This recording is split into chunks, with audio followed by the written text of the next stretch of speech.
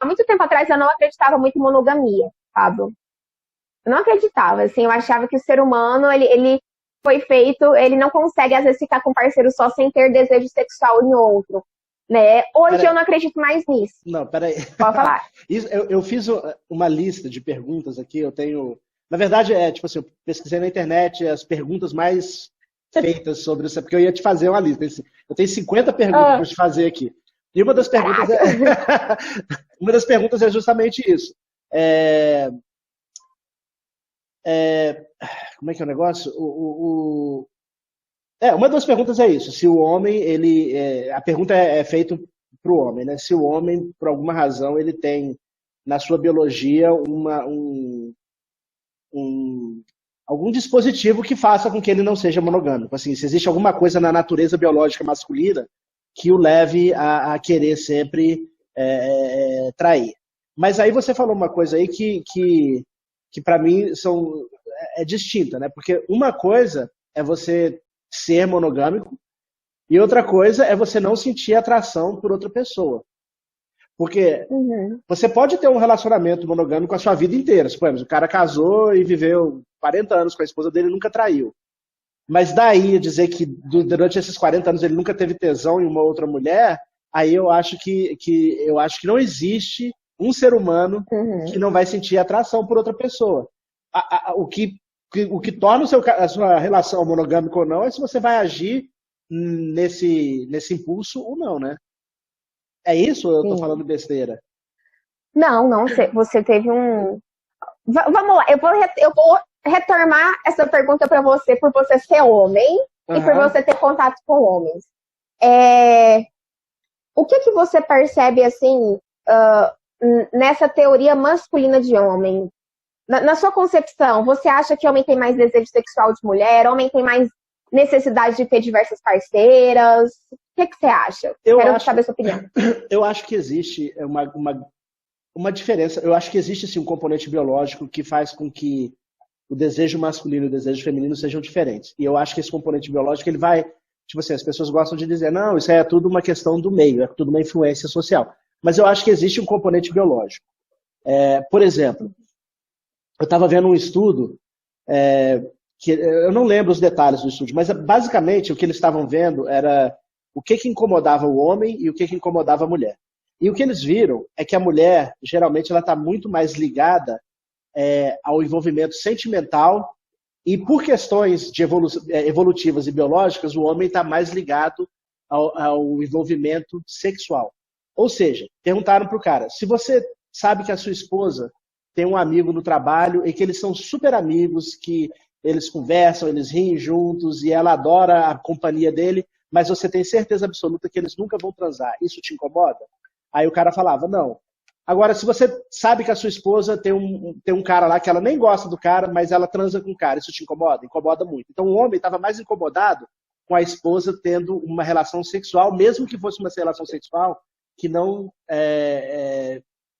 tivesse nenhuma significância. Uhum.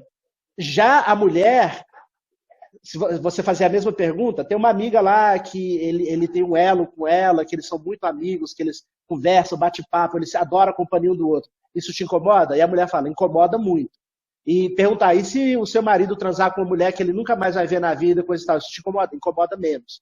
Então, esse estudo revelou é que, de repente, o homem está mais preocupado se a mulher dele vai transar com alguém e a mulher está mais preocupada se a mulher dele vai se envolver, se o homem dela vai se envolver emocionalmente com alguém.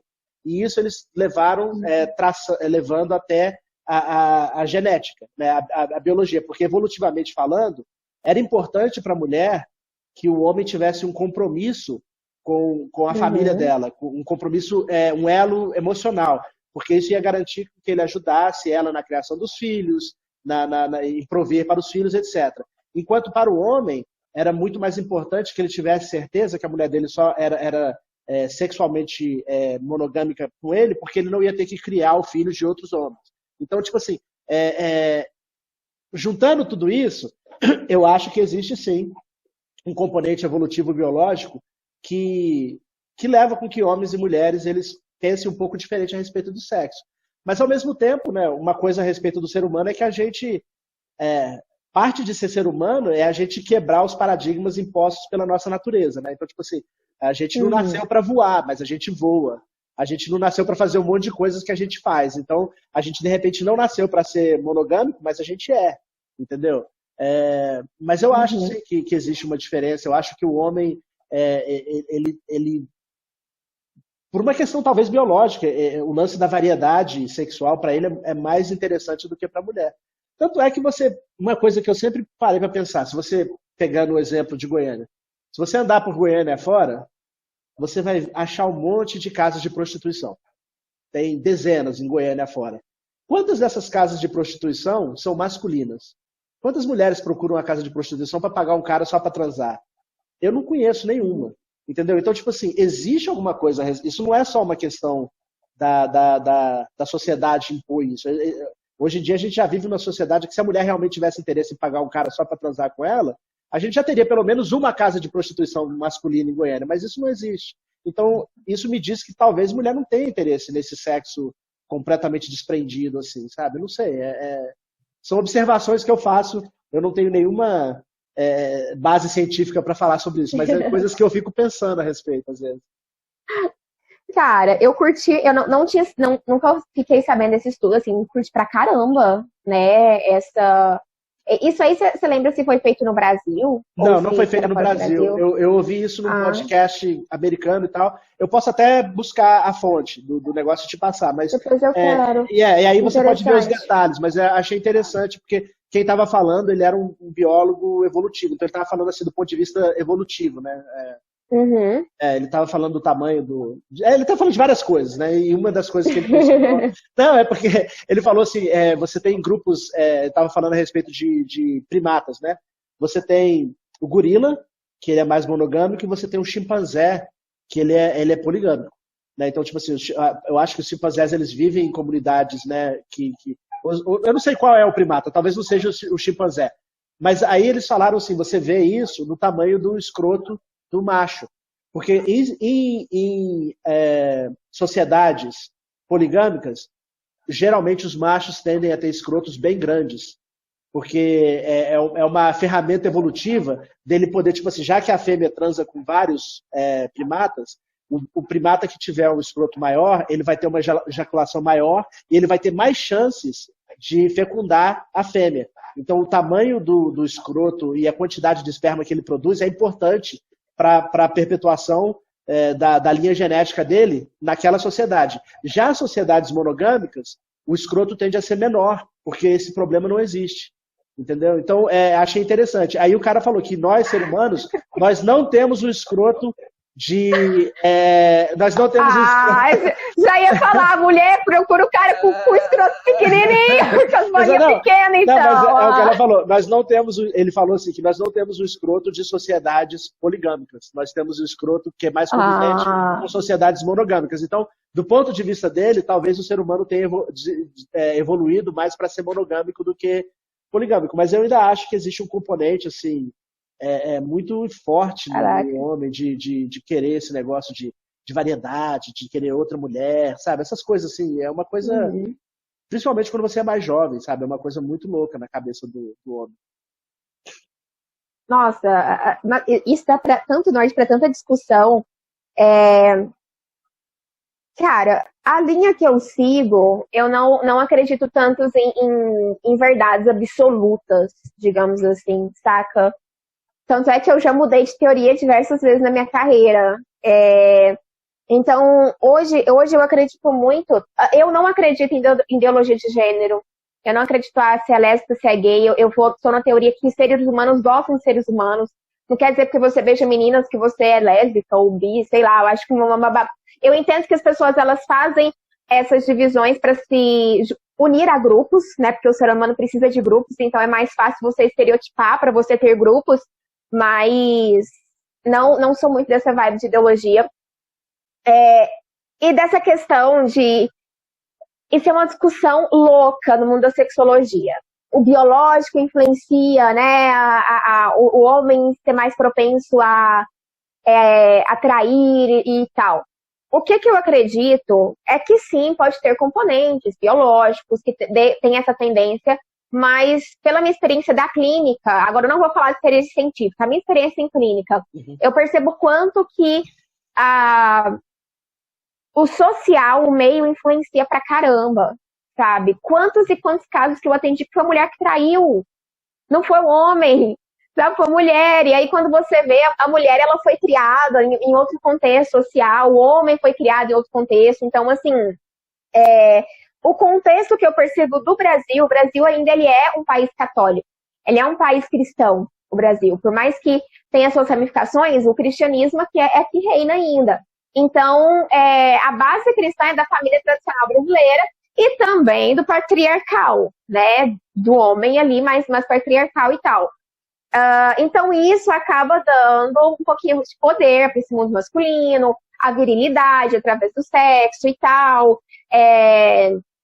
Enfim, a santificação da mãe Maria, né? Maria é mãe, é santa, então vem a mulher como uma pessoa mais santa, a mulher santa não trai, não tem essas coisas da malícia e tal. Então, por causa do contexto do Brasil, eu percebo muito isso. Que isso que faz os homens realmente, mas não são todos, eu odeio generalizar, sabe? Não são, pela minha própria experiência. E agora, por exemplo, uma amiga minha, eu não sei se ela estava na Finlândia ou na Irlanda, e ela falou, Raquel, aqui é muito diferente. Aqui são as mulheres que mandam. Os homens querem casar, as mulheres querem transar. As mulheres aqui que querem liberdade sexual, é muito louco isso. Os homens ficam loucos pra casar. Vou mandar meus alunos tudo pra aí, então. E aí, eu percebendo, né, em outros estudos, a gente vê isso, que dependendo do contexto social, tem tribos indígenas que nunca tiveram contato com nada, e tem tribos que as mulheres que estão no comando, que as mulheres que escolhem o homem para copular, né, para ter ali. Então, são muitas teorias. Tem teorias, assim, diferentes casos. Acho que a gente tem que acreditar naquela que mais fizer sentido. Mas, para mim, a questão da traição... pode falar. Porque eu ia perguntar, tipo assim, eu imagino que a traição não é uma coisa exclusiva masculina. Eu acho que as mulheres também traem tanto quanto. Mas o que eu fico curioso é a respeito da motivação. É tipo assim, o que leva a mulher a trair, o que leva o homem a trair. E com relação a mulheres mandarem, eu acho que as mulheres sempre mandaram, né? Tipo assim, no sentido de é a mulher que seleciona o macho. O macho ele tem que rebolar, ele tem que se mostrar mais atrativo para a mulher, porque a mulher geralmente é ela que fala assim, não, você não, desculpa, eu quero aquele ali, entendeu? É mais ou menos assim, pelo menos sempre assim que eu pensei, né? Até na nossa... Se bem que hoje em dia é tudo tão confuso, né? Hoje em dia a gente tem tanta... Sim. A gente tem o Tinder, né? Eu não sei. Desculpa, vai lá, eu te Sim, interrompi. por isso que eu falei, hoje não dá para ter tanta base, muita mudança. Motivação. O que você falou, eu achei super correto. A mulher, ela tem uma questão mais emocional, não generalizando. Eu acho que isso vai muito com... a personalidade define mais isso do que o próprio sexo, de verdade. Mas, a priori, a maioria, né, das mulheres, elas se envolvem mais emocionalmente. Até o sexo com o marido, né? Assim, o sexo com o marido precisa ter uma conexão, precisa ter uma intimidade. O sexo com a mulher é intimidade. O homem já é a questão mais física.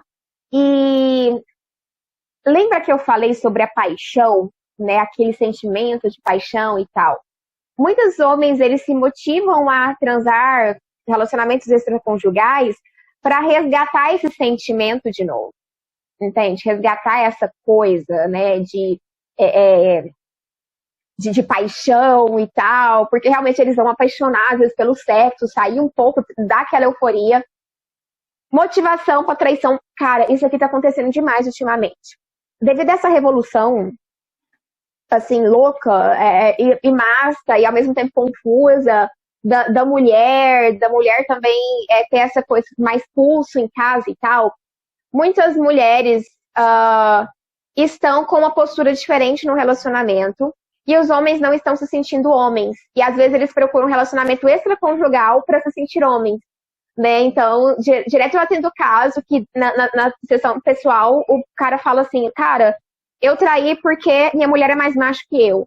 E com aquela menininha lá, eu era o cara, né? Assim, então, uma insegurança masculina de ter que se sentir homem ali, né? E às vezes a mulher acaba entrando na energia mais masculina ali no relacionamento. Então, isso tem acontecido pra caramba também.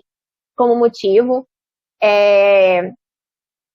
Aí, se a gente for ver constelação, né, que é outra parada da psicologia, muitas vezes você trai por lealdade algum comportamento do seu pai ou do seu avô. Se seu avô, seu pai traía muito, por lealdade inconsciente, por amor inconsciente, você acaba fazendo os mesmos comportamentos. Cara, é muito louco, sabe? É muito Essa aí louco. é uma boa desculpa, eu traí por amor ao meu avô.